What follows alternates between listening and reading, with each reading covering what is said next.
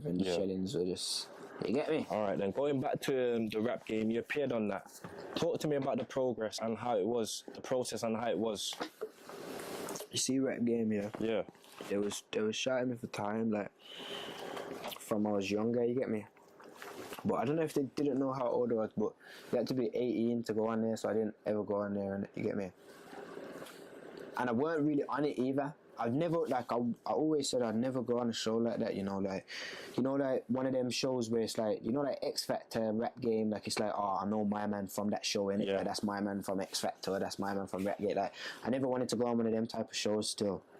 But then, like I was saying a minute ago, I was at a point in my career where it was like, yo, my buzz had died down, and I needed to like rebrand, and I wanted to show people that I could do other stuff other than grime as well. Okay. So yeah, fam, I thought it just made sense for exposure and all of these things, and I'm glad I done it, to be honest. Yeah. I'm glad I done it still. I seen on the comments people saying that you should have won. How do you feel about that? Yeah, you know what is? I seen one comment, yeah, and it was like, LR Loose was the rap game winner, but man was the people's champion, innit? And that satisfied it for me, you get it? That like sat with me, you get me? And I was like, you know what, brother, I'll hold that. I'm happy with that, fam. Cause in my head, I feel like that as well, you get me? Of course I'm gonna feel like that, bro, you get me? So yeah, fam. One of them ones, innit? Okay, then. What's something about the music industry that surprised you when you first got into it?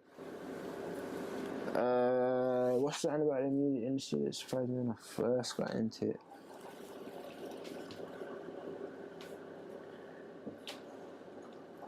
I don't know, fam. The TV thing, like the rap game thing, there's a lot that surprised me with that, fam.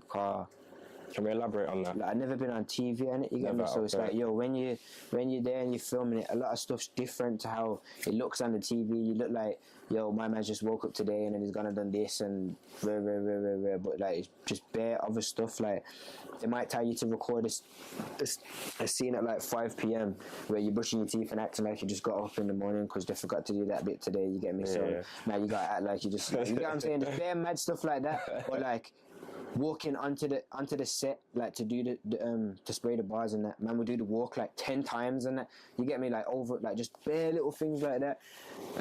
Conversations, like, you know when like on Love Island and that, where bare men are sitting down next to each other and having a conversation and that. Don't think there's not a brother behind the camera saying, yo, alright, so now we're gonna talk about this, and or a man will give you the question to ask my man, that you say, yo, so Starzy, can you ask Snaith now? Like, you get what I'm saying? Like, it's that type of thing, innit? You get me? So it's very constructive. You mentioned that Birmingham rappers have to do more work than London rappers. Why do you think that is? I think it's just because of the infrastructure, innit? You get me? Like I said, in London, everything's on their doorstep, bro. You get me? London's where all the money is, bro. It's where all the labels are, bro. It's where all the radios are. It's a bigger place, you get me? So there's a bigger network of people, you get what I'm saying? So like, South's got their own thing going on, East got their own thing going on, South will have men that have bust that are putting money into, like, you get what I'm saying? Like, and they're very together with it as well. I think Brum's the complete opposite. We don't have infrastructure. Would you say Brum artists are lazy?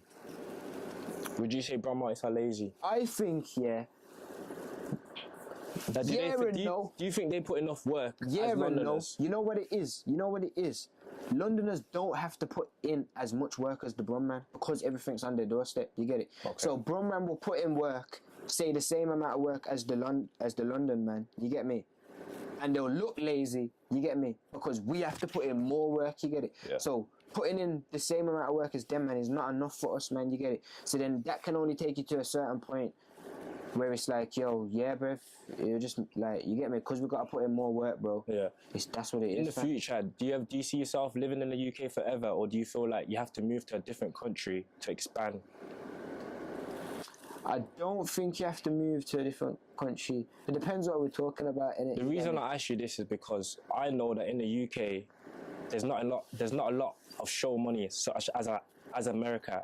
There's so many states in America that are giving opportunities for rappers to make a huge amount of money with shows, because not many people know that that's where the majority of money comes from, from shows. So do you feel like the UK gives that opportunity?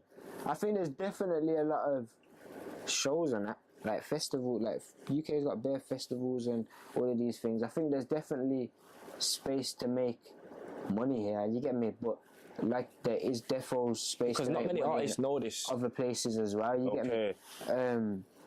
In terms of living somewhere else for that musically, I don't think I'd live anywhere else to benefit me musically.